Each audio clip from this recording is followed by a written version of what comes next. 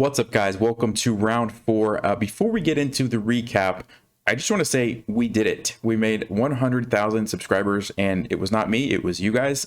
Without every one of you subscribing, I wouldn't be where I'm at. So thank you. Crazy to think about. That's a really big number, and I don't know. But I'm excited. I'm really blessed to be here, and I think I'm going to be getting a play button from YouTube. So I will definitely show you guys that when it arrives. I don't know how fast they send those things out, but yeah, you'll definitely hear about that when that comes. So yeah, thanks a lot. And having said that, real quick before we start the recap, I made a note of some things. A couple people were asking if I could post a PGN, so I'll try to do that. If I have time, I'll just copy the PGN, put it in the description. If you want, you can paste that into like a chess program and play around with the game yourself. Or I may just put a link to the game on chess.com. That might be easier, but whatever it is, it'll be in the description below. Check that out if you want. A couple of other people said they wanted to see the accuracy level of the games, so that's a good thing that I haven't been showing you. So let me go back real fast. And this was round 1 against the GM. So here we go. You can see my accuracy was 83.7 and his was 96. So basically like playing Stockfish, which, I mean, I would expect that, right? He's not 2600 for no reason. So 83.7 is not bad. I didn't play terribly. A couple of mistakes in there you can see, which cost me the game. But so let's see, the next round I was black, so I was 85.1 and my opponent 71.3. So I feel pretty good about that. I mean, I'm staying in the 80s, which is not bad. Obviously 90s better, but and then this one was against the International Master. This was round 3.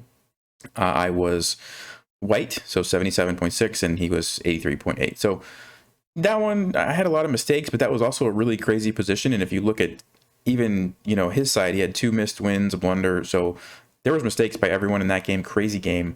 But yeah. All right. So let's go ahead and go to today's round 4. Let me turn this off now. Okay. So I was playing against Robert Sanchez, and the name had sounded familiar, but I didn't remember. And he talked to me after the game and said that we had actually played like 8 years ago, or more. I don't remember exactly when, but back when I used to play at UTD and stuff, I played against him, and I guess he said he was beating me, but then I swindled him in that game like years and years ago. Anyway, 2173, strong player. He's a little bit higher than me, USCF. His FIDE is lower, and so my FIDE is higher, but my USCF is lower. Anyway, let's go ahead, and I think that's all I want. Oh, sorry, no. One more thing. I promise we will get to the game eventually. Some people have said that the King's Indian is just a bad opening and I'm getting into like bad positions. I don't really think that's the case, because you have to realize I'm playing against, or the games have been against a Grandmaster and an International Master that I lost, and I felt like I got into like decent positions out of the opening. And I've played, you know, Grandmasters and International Masters in the past, and I can tell you, usually the opening doesn't matter. Like, they always find a way to make you scratch your head and wonder, like, how did I get into this position? So I really don't feel like the opening is my problem. Now, of course, I don't have like a ton of experience with it, because since creating the course, I haven't really played it too much in over the board tournaments. So I'm definitely going to be improving over time, you know, and kind of ironing out some of the little mistakes here and there. But yeah, I really don't feel like the opening's been a problem. But anyway, let's go ahead and jump into this game. So here we go. He plays e4, so I went d6, knight of 6, going into the Pierce. And he plays bishop d3, so interesting move. Knight c3 is by far the most common. Most people just defend it with the knight. Bishop d3 kind of, I mean, I don't know really what the idea is. Like, it leaves the option for c3 to kind of support d4, so you can get some different positions. I wasn't going to overthink it again. I just kind of went forward with the general setup. Castles, castles. He plays h3, so he obviously didn't want me to play bishop g4 and pin the knight, which makes sense. I don't know that I was going to do that anyway. I was thinking about it, but I also was thinking, I don't know if I want to give up my bishop that quickly anyway. So knight b to d7, bishop g5, and e5. And so far, everything looks good. Engine is liking these choices. Basically, if he pushes, then my plan is going to be to like play f5, attack on the king side, and he decided to leave the tension, so he played c3. And now this is a move that's not normally an option, right, when the knight's on c3. So I guess you could say this is one of the ideas behind the bishop d3 line. It leaves this available so that now, normally, like if the knight's there, I could just take this and I'd be able to kind of open up the diagonal, create some holes for my knight on these squares. I can't do that now because if I take, he's just going to take me back, right? And there's still a pawn on d4. So interesting there. I had to think for a little while here, and I came up with a move which I don't think the engine doesn't like it as much. It's not like a big swing, but basically I wanted to get out of the pin. I also wanted to support here, and I didn't want to move my rook because I figured I wanted to play f5 in the future, and I wanted my rook to be on the f file. So because of that, I thought, okay, queen e8 maybe makes sense. So I went with that. He played rook e1, knight h5, so I'm getting ready to play f5. This is kind of standard. And he plays knight a3. So one of the drawbacks, you could say, of this move is that this c-pawn is now undefended. So knight to b5 is a real threat, and it's actually not that easy to deal with that because, like, for example, if I just played f5, let's say, he can play knight b5, and not only is the pawn being attacked, but if I move it, there's a fork. He's just going to go there and fork these pieces. And I mean, how am I going to defend it, right? The bishop's kind of covering these squares. So it's kind of weird, and didn't want to let that happen. So I played a6 just to kind of keep the knight out of there. Knight to c4. And remember, my plan is f5.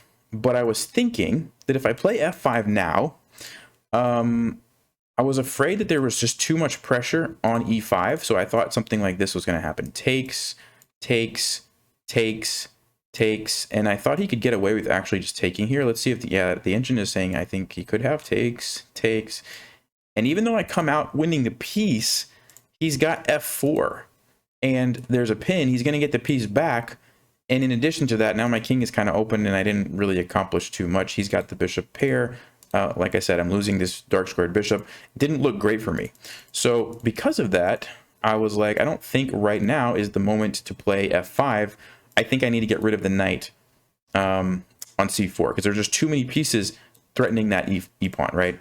So that's why I played b5. And at the time, I thought this was fine, and you're going to see why I should have been more careful with this move. He plays knight a5.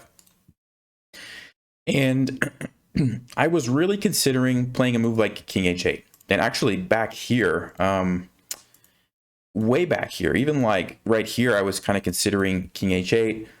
After knight h5, I was considering, sorry, a6. Here I was considering king h8. And the reason was I was afraid of like things happening along this diagonal. Maybe a bishop check, maybe a queen check. And so there was a voice in my head that said, Nelson, you should play king h8. Just do it now. Get the king out off that diagonal. And then there was another voice in my head saying, no, you don't have time for that. You just need to strike. You need to be quick. You're wasting too much time, right? So I decided to listen to the voice that said I was wasting too much time. I played b5, and I played f5 right away. This was not a good move. And there's a little trick. Well, I'll ask you what the trick is in a second. So he took it. I took it. He took it. I took with the pawn. Now, the reason I did this is because normally I've seen this before in the King's Indian, where if you can get these two pawns here where you like trade this way, this is really, really good because these pawns can push forward and you can get a really nice attack quickly. They can push these pieces all around, and it can be very scary for white. So I was happy with that, except, and this is where I got surprised. This was the first surprise. He played a move that I wasn't expecting. So if you'd like to pause and think through, what do you think he played right here?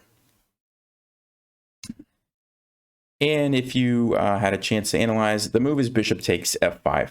And it's really a basic tactic. I mean, it's not that difficult. There's a fork on d5. And he's just moving the bishop to set that up. And he's taking a pawn at the same time. So if I take it, the queen's coming in and I'm losing my rook. And I totally missed it. Just didn't see that at all. I don't even know what to say. I think, let's see, I probably here could have taken with the knight, and it's still not awesome, but at least I don't lose to that tactic. But I don't even think I thought about it. I think I just immediately recaptured, and then it was kind of like, oops, should have thought through that a little bit more. So he plays bishop takes f5. I thought about not taking it and just like moving my knight somewhere, like maybe knight b6 and just kind of going into this position, but having two pawns versus having one pawn is a big disadvantage for me. Like two pawns is great because I can push forward on e4, I can push on f4, like they can help each other. Now it's just an isolated weak pawn, right? And it's, yeah, it's really changes things by losing that pawn. So I said, you know what, let's go forward with this. Let him take the rook. I saw a way that I could get a little bit of counterplay, I thought. Knight to b6. So I'm attacking the queen. I'm defending my bishop, and he's got to, you know, move. So he goes back to e4.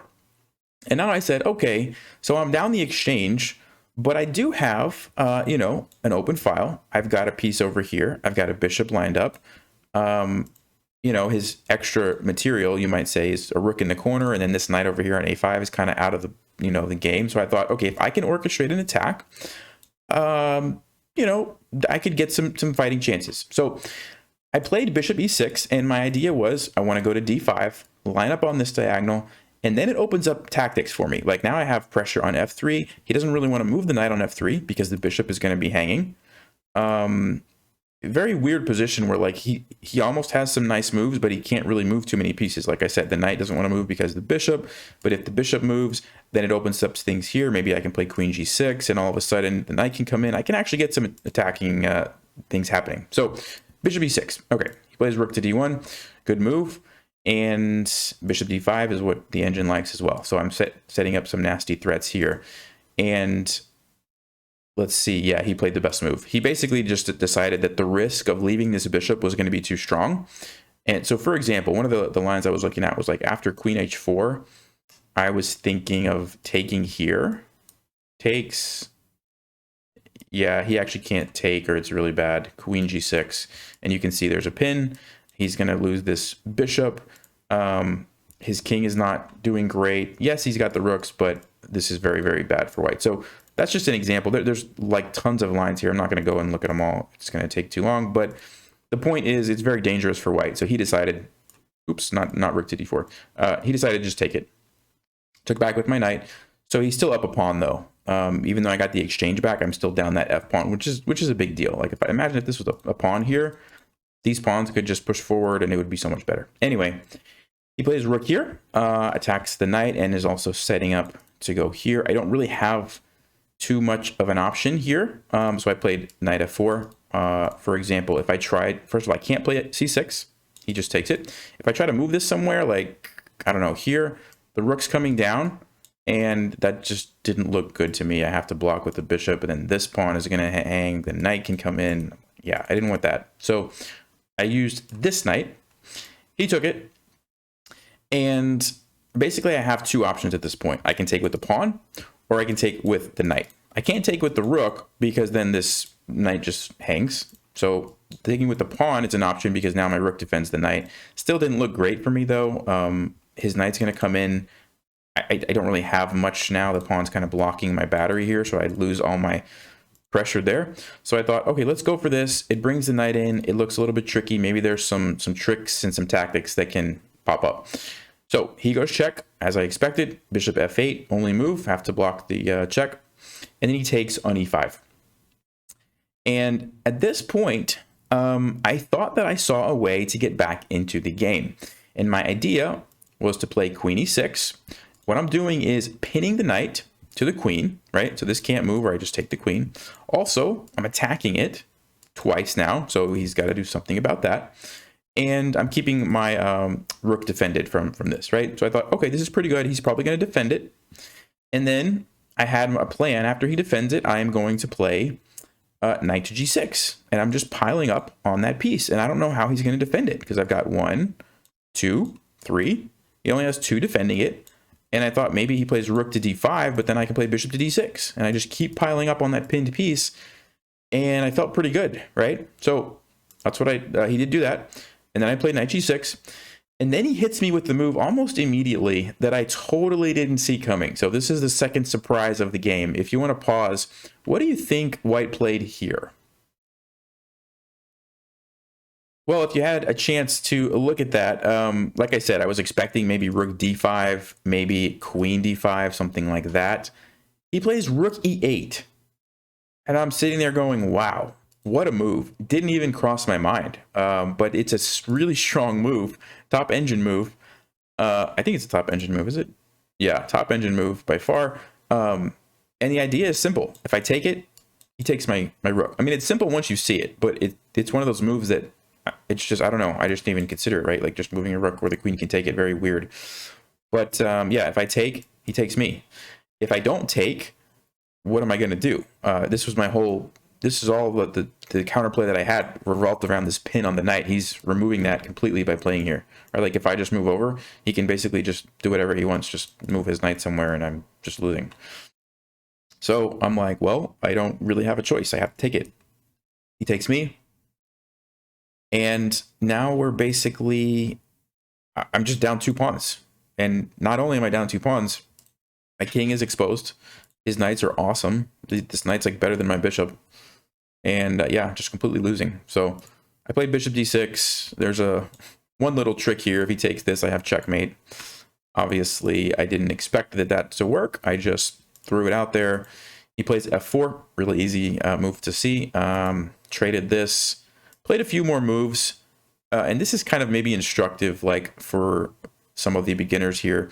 When you're in an endgame like this, up 2 pawns, basically, if you can trade pieces and go into the endgame, this is going to be a very easy win, right? And so he saw a nice way to do that.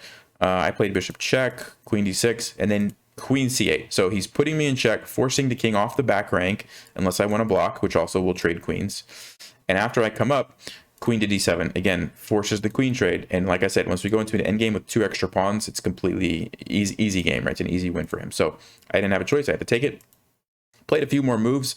And notice his technique was really nice. He activates the king. He puts the king in the center of the board, puts his knight in the center of the board. And then what do you think he's going to do next? Pushes his pawns, right? This is where he has the majority. He's just going to push them. And what am I going to do? Like, how am I going to stop him, right? I tried to push my pawns over here, but the difference is it's 3 against 3. I have no way to create a passed pawn, and he does. So that's why it's easy to win these endgames when you have extra pawns, right? So he pushed it down. Disadvantage of the bishop. You can't, you can never take pawns on the other color square, so I couldn't really do anything. Played here, and I would have resigned sooner, but I figured this would be instructive to some people watching, so I just played it out. And now I resigned because if you imagine if I take this, he takes, and let's just say I trade here, and I try to go and get a queen. 1, 2, 3, 4, 5, 6. It's going to take me 7 moves to get a queen, and it's going to take him 2. So he gets his queen 5 moves earlier, right? There's no point to even play on. So that's why I resigned, like back here. Yeah, right here I resigned. So tough game. Really, I just threw it away very, very early with that blunder. If we go back right here, I didn't have to play f5. If I don't play f5, game goes on. King h8. I was thinking about playing it. That's what the engine says. Just king h8, and then you can play f5. And yeah, I mean, of course, I'm not saying that I would have won for sure, but would have been a lot better than this. This was just put myself in a losing position on move. What is this? Move 15. Yeah. So anyway, it happens. Let's check the accuracy of this real quick. Let's do game review. And let me turn this on. I'm expecting mine to be pretty low because of that those couple of blunders, but let's see. Yeah, so he was played well, 91.5. I played 84.5. I guess not terrible, but that one blunder was very significant. So anyway, rough game. It happens. I am gonna go rest up, get ready for the next round. Again, thank you guys for 100K. I'm pumped. I'm super excited. If you don't know, recently quit my job to do YouTube full time. I think I told some people that, but not everyone. So now you know. Yeah, I don't know. I guess I'll see you in the next round. Take care.